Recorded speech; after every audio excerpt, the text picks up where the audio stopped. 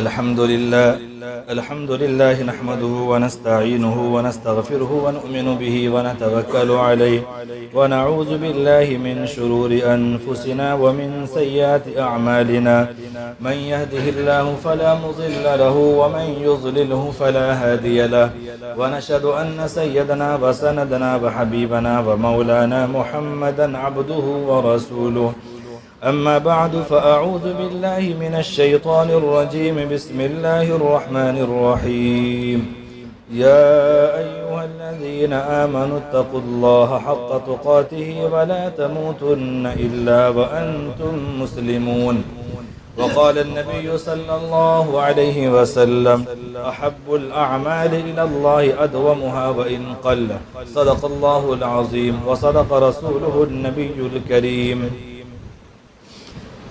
جس دور پہ نازاں تھی دنیا اب ہم وہ زمانہ بھول گئے جس دور پہ نازاں تھی دنیا اب ہم وہ زمانہ بھول گئے اوروں کو جگانا یاد رہا خود ہوش میں آنا بھول گئے منہ دیکھ لیا آئینے میں پر داغ نہ دیکھا سینے میں دل ایسا لگایا جینے میں مرنے کو مسلمان بھول گئے اذان تو اب بھی ہوتی ہے مسجد کی فضا میں اے انور جس ضرب سے دل ہل جاتے تھے وہ ضرب لگانا بھول گئے واجب الاحترام بزرگوں اور دوستوں، اللہ تبارک و تعالیٰ کا فضل و کرم ہے کہ اس نے ہم سب کو جمعہ کے اس بابرکت دن میں اپنے گھر میں جمع ہونے کی توفیق عطا فرمائی۔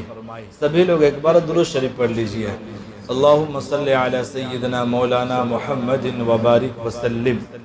زندگی میں ایک وظیفے کا اضافہ کیجئے کہ ہر دن کم سے کم 100 مرتبہ درود شریف پڑھیے۔ اس کے بے شمار فائدے ہیں، ان کا سب سے بڑا فائدہ جو دنیا کا وہ یہ ہے درود شریف پڑھنے پر اللہ تبارک و تعالیٰ کی رحمت متوجہ ہوتی ہے۔ جب اللہ کی رحمت آئے گی تو زندگی کی زحمت نکل جائے گی، زندگی میں سکون محسوس ہوگا، اس لیے کثرت کے ساتھ درود شریف پڑھنے کی عادت ڈالیے۔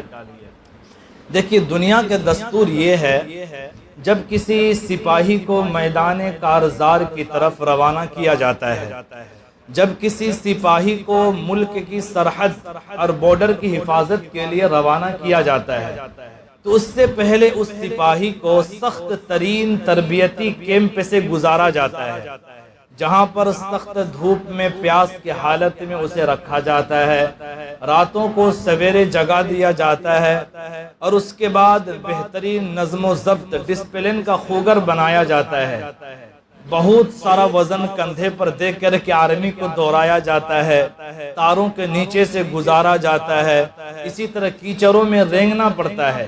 ان سخت ترین مشکل حالات سے گزار کر کے اسے بارڈر پر روانہ کیا جاتا ہے۔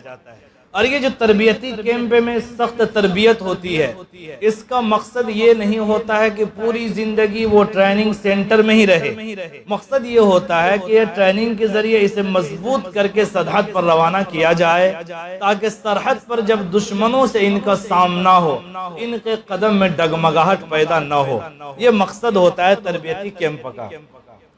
یہ رمضان المبارک مسلمانوں کے لیے تربیتی کیمپ تھا جو گزر گیا۔ 30 دن اللہ تبارک و تعالیٰ نے سخت بھوک و پیاس کی حالت سے مسلمانوں کو گزارا، رات میں 20 رکعت تراویح کے ذریعے اللہ کے نام پر کھڑے ہونے کا مشق کرایا۔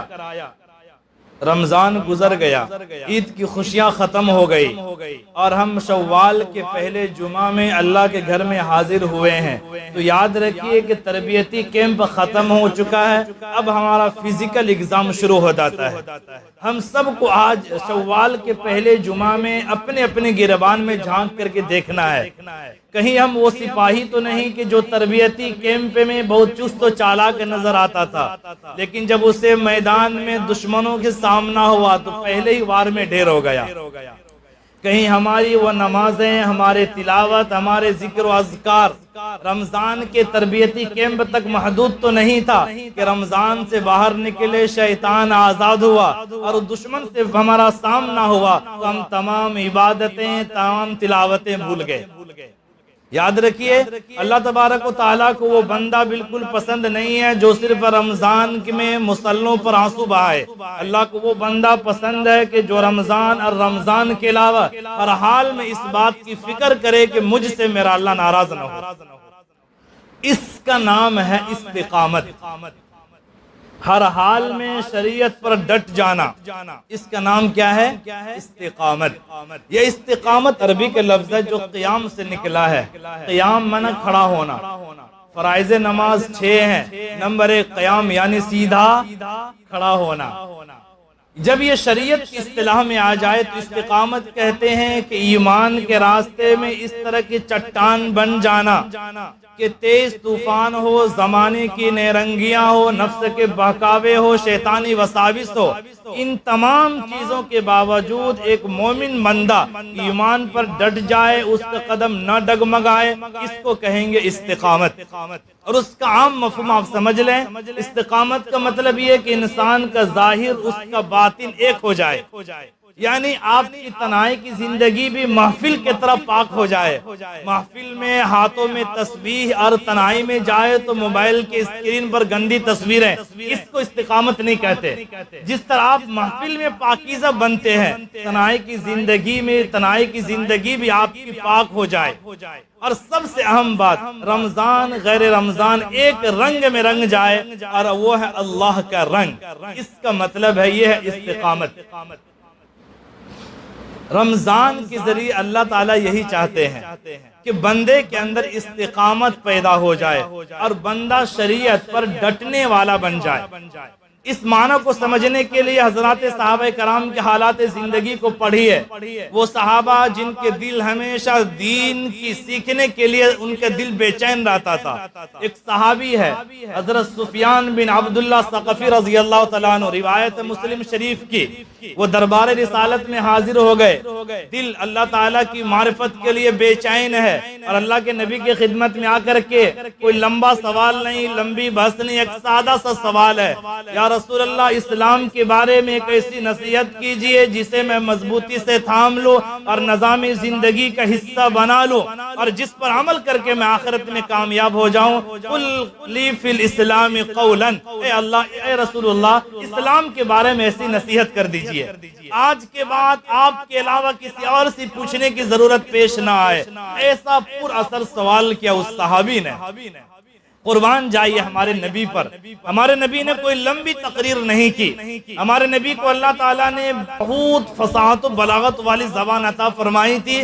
نبی نے 2 لفظ میں پوری کائنات کو سمیٹ کر کے اس صحابی کو نصیحت کی، قل آمنت باللہ ثم استقم، تم پہلے زبان سے اقرار کرو کہ میں اللہ کو رب مانتا ہوں، اور اس کے بعد اس اقرار پر ڈٹ جانا۔ یہ ہمارے نبی نے اس صحابی کو نصیحت کی۔ تو اس استقامت کا اصل مطلب یہی ہوتا ہے کہ حالات کیسے بھی ہو، ہواؤں کے رخ کیسے بھی ہو، اور سماج کا تقاضا کچھ ہو، اس وقت اسلام کا کیا تقاضا، اس پر آپ ڈٹ جائیں، اس کو کہتے ہیں استقامت۔ مثلا صبح کا وقت ہے، نیند کا بہت شدید غلبہ ہے، بستر گرم ہے، ہوا بہت ٹھنڈی چل رہی ہے، موسم بہت سہانا ہے، نفس کہتا ہے کہ سو جاؤ، لیکن موبائل سے الارم کی گھنٹی کی آواز آئی اور ہمیں الصلاۃ خیر من النوم کی صدا یاد آئی، آپ کا قدم اٹھا، مسجد کی طرف چل پڑا، اس کا نام ہے استقامت۔ آپ بازار کے منڈی میں گئے، چاروں طرف بے حیائی ہے، بے پردگی ہے، اور سودا کرتے وقت میں آپ کے دل میں نفس نے خیال ڈالا کہ چند جملہ جھوٹ کا بول دو، 2 نمبر کو 1 نمبر بتا کر کے بیچ تو بہت سارا پیسہ مل جائے گا، لیکن دل میں اللہ کا ڈر اور خوف پیدا ہوا، اور آپ نے ان تمام تقاضے کو چھوڑ کر کے سچائی پر اپنے آپ کو کھڑا کیا، اس کا نام ہے استقامت۔ مادہ پرست دنیا اور یہ پورا گندا سماج آپ کو گناہ کی طرف بلائے، رات کے بند کمرے میں تنہائی میں آپ جائیں، آپ کا نفس آپ کو ورغلائے، شیطان دل میں وسوسہ ڈالے، اور موبائل کی اسکرین آپ کے سامنے ہو، اور وہ تمام حالات آپ کو گناہ کی طرف بلا رہے ہو، اور آپ زمانے کا یوسف بن کر کے کہے معاذ اللہ، میں گناہ کی طرف نہیں آتا، اللہ کی پناہ چاہتا ہوں، اس کا نام ہے استقامت۔ یہ وہ استقامت ہے جس کی تعلیم ہمارے نبی نے عمل سے دی، ہمارے نبی نے صحابہ کو قول کے ذریعے تعلیم دی۔ حضرت سفیان بن عبداللہ کو بتایا کہ تم کہو آمنت باللہ اور اس پر ڈٹ جاؤ، اگر تم نے یہ طریقہ اختیار کیا تو تم کامیاب ہو جاؤ گے۔ اور ایک حدیث میں نبی نے فرمایا لا تشرک باللہ وَإِن قُتِلْتَ أَوْ حُرِّقْتَ، اے میرے صحابہ اگر ایمان کے کٹھن راستے میں تمہارے سامنے مشکل حالات آئے اور تمہیں شرک پر مجبور کیا جائے کہ وندے ماترم کہو، جے شری رام کہو اور کہو کہ یہ دھرتی ہماری ماتا ہے، اگر تم اس طرح کے شرکیہ نعرے نہیں لگاؤ تو تمہیں جلا دیا جائے گا، موب لنچنگ کر دی جائے گی اور تمہیں قتل کر دیا جائے گا۔ لا تشرک باللہ، ہمارے نبی نے 1400 سال پہلے ان حالات کو سامنے رکھ کر کے صحابہ کو کہا تھا تمہیں کبھی بھی اللہ کے ساتھ کسی کو شریک نہیں ٹھہرانا، اگرچہ تم قتل کر دیے جاؤ یا جلا دیے جاؤ۔ اور صحابہ نے اس پر دل و جان سے اس نصیحت پر عمل کیا۔ ذرا وہ واقعہ یاد کیجئے، شعب الایمان میں تفصیلی واقعہ ہے۔ حضرت عبداللہ بن حذافہ سہمی رضی اللہ تعالیٰ عنہ دور فارغی ہے، اور یہ لوگ ایک جنگ میں گئے، رومی کمانڈر نے چند صحابہ کو گرفتار کر کے رومی بادشاہ کے سامنے لا کر کے کھڑا کر دیا، اور ان کمانڈر نے بادشاہ کو بتایا کہ یہ لوگ محمد کے صحابہ ہیں اور ان کا ایمان بہت مضبوط ہوتا ہے، یہ کبھی بھی کسی چیز کے بدلے ایمان کا سودا کرنے والے نہیں ہیں۔ تو بادشاہ نے بھی کہا چلو ہم بھی آزما لیتے ہیں، یہ سب نوجوان ہے، سب کو سامنے کھڑا کر دیا، اور اس نصرانی عیسائی بادشاہ نے کہا دیکھو نوجوانوں، تم نے بھی جوانی کا مزہ نہیں چکھا ہے، تم نے جوانی کی بہاریں نہیں دیکھی ہے، اگر تم دین محمدی کو چھوڑ دو، دین عیسائیت قبول کر لو، دین نصرانیت قبول کر لو، تو میں تمہیں اپنی بادشاہت میں شریک کر لوں گا اور بہت سارے اختیارات کا مالک بنا دوں گا۔ بہت بڑی پیشکش۔ لیکن اس صحابی نے کہا تم صرف روم کے خزانے کی بات نہ کرو، عرب و عجم کے تمام خزانے ہمارے قدموں میں ڈال دو، تب بھی ہم دین و محمدی کو چھوڑنے کے لیے تیار نہیں ہیں۔ بادشاہ نے سمجھ لیا کہ یہ لوگ عقیدے میں بہت پختہ ہے، انہوں نے طریقہ استعمال کیا، اس کمانڈر کو رسی میں باندھ کر کے دیوار سے لٹکا دیا گیا، اور تیر اندازوں کو کہا کہ اس کو تیر کا نشانہ نہیں بنانا ہے، ان کے بدن کے چاروں طرف تیر چلانا ہے تاکہ اس کے دل میں ڈر خوف محسوس ہو۔ یہ طریقہ کیا گیا، جب تک تیر انداز تیر کا نشانہ لے رہا ہے، یہ بادشاہ دین عیسائیت کی تبلیغ کر رہا ہے اور ان لوگوں کو دین عیسائیت لانے کی تشکیل کر رہا ہے۔ لیکن ایسے وقت میں بھی ان مسلمانوں کا ایمان نہیں ڈگمگایا، وہ لوگ کمپرمائز کرنے کو تیار نہیں ہوئے، اسے نیچے اتار دیا گیا۔ اور اس کے بعد کا دیکھو آخری موقع ہے، اگر تم دین محمدی کو نہیں چھوڑو گے تو میں تمہیں قتل کر دوں گا۔ سب سے آخری آزمائش جو دشمن آزماتے ہیں کہ اگر نہیں چھوڑو گے تو میں تمہیں مار دوں گا۔ یہ طریقہ بہت پرانا ہے۔ اس وقت اس صحابی نے کہا کہ تم جو چاہو کر لو، غلامان محمد جان دینے سے نہیں ڈرتے، یہ سر کٹ جائے یا رہ جائے اس کی پرواہ نہیں کرتے۔ تو ان بادشاہ نے ایک طریقہ اختیار کیا، ایک دیگ میں پانی کو خوب گرم کیا، جب پانی میں ابال آ گیا ایک مسلمان قیدی کو لا کر کے اس کھولتے ہوئے پانی میں ڈال دیا گیا، اس کے جسم سے گوشت الگ ہڈی الگ ہو گیا۔ یہ کتنا خوفناک منظر ہوگا، سننا بہت آسان ہے، یہ منظر کتنا خطرناک ہوگا ذرا تصور کی نگاہ سے آپ سوچئے۔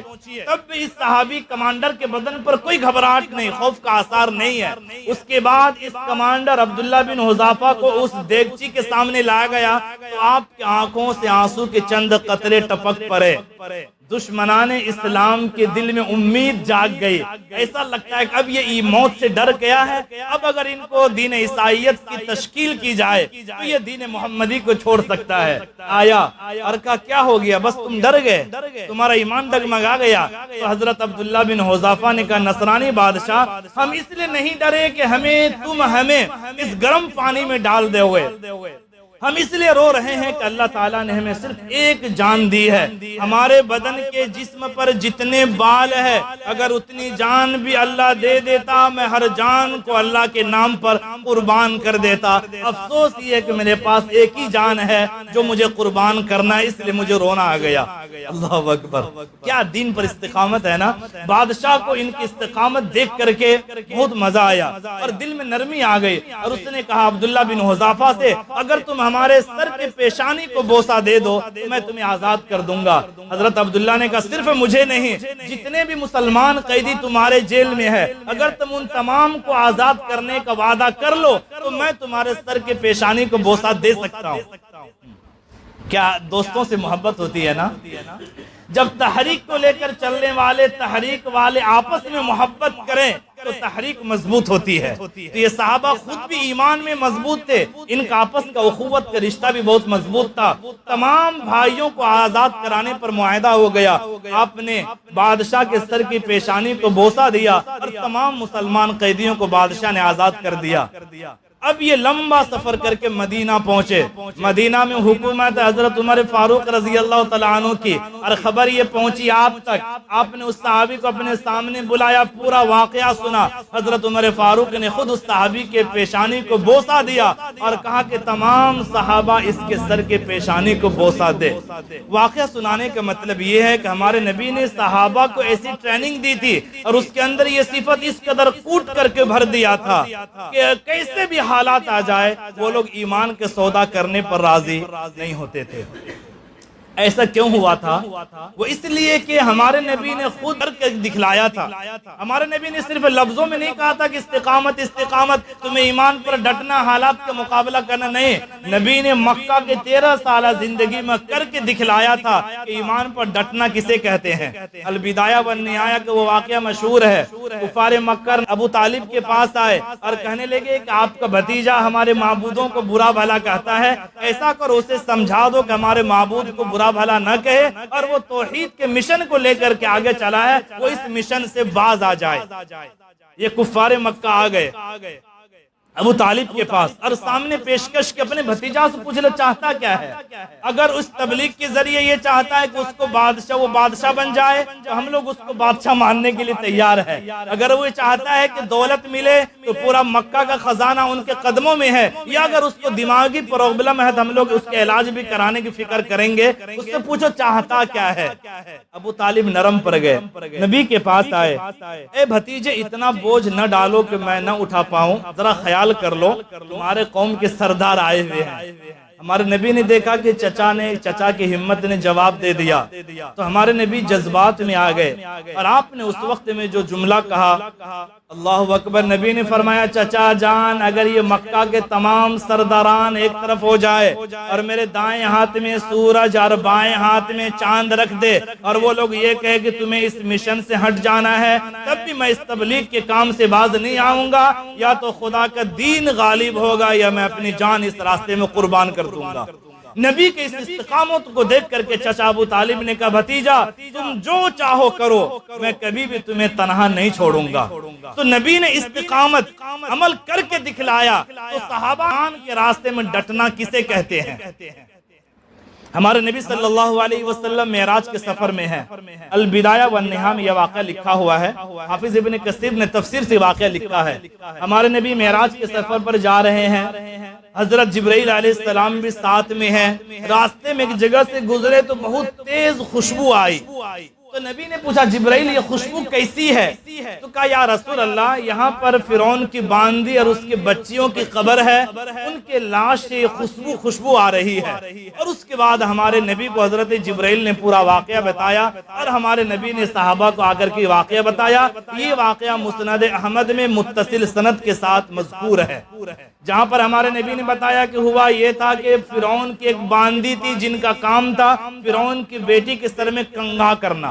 ایک مرتبہ کنگھا کر رہی تھی، کنگھا ہاتھ سے گر گیا تو اس عورت نے، وہ باندی نے بسم اللہ کر کے کنگھا کو اٹھا لیا۔ تو فرعون کی بیٹی نے کہا کیا یہ جو تم نے اللہ بولا یہ اللہ ہمارا باپ ہے کہ تمہارا خدا کوئی اور ہے؟ کیونکہ فرعون بھی تو کہتا تھا نا ربکم العالی، اور اس کے زمانے کے اندھ بھکت لوگ اسے خدا بھی مانتے تھے۔ ہر زمانے میں اندھ بھکت موجود رہے ہیں، اگر ہمارے ملک میں اندھ بھکت ہے تو افسوس کرنے کی بات نہیں، ہر زمانے میں ایسے لوگ رہے ہیں۔ فرعون کہتا تھا نا ربکم العالی اور لوگ اس کو خدا مانتے تھے۔ تو بیٹی نے کہا کہ یہ تمہارا خدا، ہمارا ابا ہے کہ یہ کوئی اور ہے؟ تو اس نے کہا کہ تمہارا اور ہمارا سب کا خدا ایک ہے۔ جب بیٹی نے یہ بات سنی تو فرعون تک خبر پہنچا دی۔ فرعون نے کہا ہمارے محل میں رہنے والی ایک باندی ہمارے کھاتی پیتی ہے اور ہم کو خدا نہیں مانتی، اس کو میں ایسی سزا دوں گا کہ زمانہ یاد رکھے۔ اس کو سامنے لایا گیا اور اس کے سامنے تیل گرم کر دیا گیا، اور ان کے دودھ پیتے بچے تھے چھوٹے چھوٹے، اس کو اٹھا کر کے اس کڑاہی میں ڈال دیا گیا۔ مسئلہ صرف ایک تھا، اگر وہ باندی کہہ دیتی ایک لفظ کہ نہیں خدا آپ ہیں، ان کے جان بچ جاتی، ان کے بچوں کی جان بچ جاتی۔ ماں کے سامنے سب سے بڑا امتحان ہوتا ہے بچے کا۔ ان کے 2 بچوں کو آگ میں ڈال دیا گیا، کڑھائی میں مچھلی کی طرف فرائی ہو گئی، لیکن ایمان میں کوئی ڈگمگاہٹ نہیں ہے۔ جب تیسرے بچے کو ڈالنے لگا اس وقت وہ گھبرا گئی۔ اللہ تبارک و تعالیٰ نے اس بچی کو قوت گویائی عطا فرمائی۔ وہ کہنے لگی اے ماں ڈرنا نہیں، ہم حق پر ہیں، جنت میں ملاقات ہوگی۔ اور اس کے بعد اس چھوٹی بچی کو بھی آگ میں ڈال دیا گیا کڑھائی میں۔ اب اس باندی کی باری آئی تو باندی نے فرعون سے ایک درخواست کی، اگر آپ مجھے بھی اس آگ میں ڈالنا چاہتے ہیں تو ایک درخواست یہ ہے کہ مجھے آگ میں ڈالنے کے بعد میرے اور میرے بچیوں کے ہڈیوں کو ایک قبر میں دفن کر دینا۔ حضرت جبرائیل نے کہا یا رسول اللہ، یہ وہی قبر ہے جن میں بچی اور ماں ہے جن سے اتنی بہترین خوشبو آ رہی ہے۔ تو زمانے میں لوگوں نے کس طرح ایمان پر ڈٹ کر کے امت کو بتا دیا کہ ایمان اتنی اہم چیز ہے، اس راستے میں جتنی بھی بڑی قربانی دے دی جائے وہ سب بہت معمولی ہے۔ تو یہ رمضان استقامت کے لیے آیا ہے۔ اللہ تبارک و تعالیٰ نے 30 دن تربیتی کیمپ سے ہمیں گزارا تاکہ 11 مہینے کی زندگی میں جب ہم جائیں گے ہمارے سامنے دنیا کی رنگینیاں ہوگی، ہمارے سامنے شیطان کے وسوسے ہوں گے اور خود ہمارے نفس کے تقاضے ہوں گے۔ ایسے وقت میں ایسا نہ ہو کہ رمضان میں تہجد، اشراق، فرض اور تراویح کی پابندی کرنے والے فرض نماز میں غفلت کر دے۔ یہ تربیت کے لیے اللہ تعالیٰ نے رمضان کا مہینہ دیا تھا، لہذا رمضان کے بعد ہم عملی زندگی میں آ چکے ہیں اور ہمارا اگزام شروع ہو چکا ہے کہ رمضان میں جو تربیت اللہ نے کی تھی کیا ہم اس تربیت میں کامیاب ہے کہ نہیں ہے۔ تو یہ استقامت بہت عظیم صفت ہے، اور چونکہ یہ صفت بہت عظیم ہے تو اللہ تعالیٰ نے اس کا انعام بھی بہت بڑا رکھا ہے۔ استقامت کے راستے پر چلنے والے لوگوں کو اللہ نے 3 انعام سے نوازا۔ سورہ حامیم سجدہ کی آیت ہے ان الذین قالوا ربنا اللہ ثم استقاموا، وہ بندے جو کہتے ہیں کہ اللہ ہمارا رب ہے اور وہ اس دعوے پر جم گئے، تو سب سے پہلا انعام یہ ہے وہ جو زندگی میں جب بھی مشکل حالات میں گر جائے گا وہ کبھی بھی تنہا نہیں ہوگا، فرشتے ان کے ساتھ ہوں گے اور مشکل حالات میں فرشتے اس کو تسلی دے رہے ہوں گے۔ یہ کتنا بڑا انعام ہے۔ دوسرا بڑا انعام یہ ہے اللہ تخافوا ولا تحزنوا، اس کو نہ کوئی غم ہوگا نہ کوئی خوف ہوگا۔ انسان کی زندگی یہی 2 چیزوں کے دائرے میں ہے، غم اور خوف۔ کل کیا ہوگا، ہمارا کیا بنے گا، اولاد کا کیا ہوگا، اس خوف سے آدمی غلط کام کر لیتا ہے، اور اگر ماضی میں کچھ چھوٹ گیا تو اس غم میں گھلتا رہتا ہے۔ اللہ نے کہا جو مرد مومن استقامت کے راستے پر چلے گا اللہ اس کو خوف سے اور غم سے بے نیاز کر دے گا۔ موت کے وقت کیا ہوگا کوئی ٹینشن نہیں، قبر کے تنہائی میں کیا ہوگا کوئی غم نہیں، اور میدان حشر میں کیا ہوگا کوئی ٹینشن نہیں۔ اللہ اس مرد مومن کو اس خوف اور غم سے بے نیاز کر دے گا۔ اور تیسرا بڑا انعام استقامت کے راستے پر چلنے والوں کو وَأَبْشِرُوا بِالْجَنَّةِ الَّتِي كُنْتُمْ تُوعَدُونَ، اللہ تعالیٰ اسے جنت عطا فرمائے گا جس کا اللہ نے ایسے لوگوں سے وعدہ کیا ہے۔ تو استقامت کا یہ بڑا انعام ہے۔ ہم سب کو چاہیے کہ استقامت کے راستے پر چلتے ہوئے زندگی گزارے۔ استقامت کیسے حاصل ہو، اس کے لیے 2-3 کام کرنا ہے۔ نمبر 1، استقامت کے سفر کی پہلی سیڑھی ہے نماز باجماعت کا اہتمام۔ آپ اپنے اوپر لازم کر لیں کہ ہر نماز باجماعت کے ساتھ ادا کرنا ہے۔ مسجد سے اپنا رشتہ مضبوط کر لیں، آپ کی زندگی میں کبھی بھی مشکل حالات آئے گا آپ کا قدم نیکی کے راستے سے نہیں ڈگمگائے گا۔ یہ نماز کے اندر اتنا پاور ہے۔ نمبر 2، استقامت حاصل کرنے کے لیے دوسرا کام ہے نیک لوگوں کی صحبت، اچھے دوستوں کے ساتھ بیٹھنا۔ انسان جیسے محفل میں بیٹھے گا دل پر ویسا ہی اثر ہوگا۔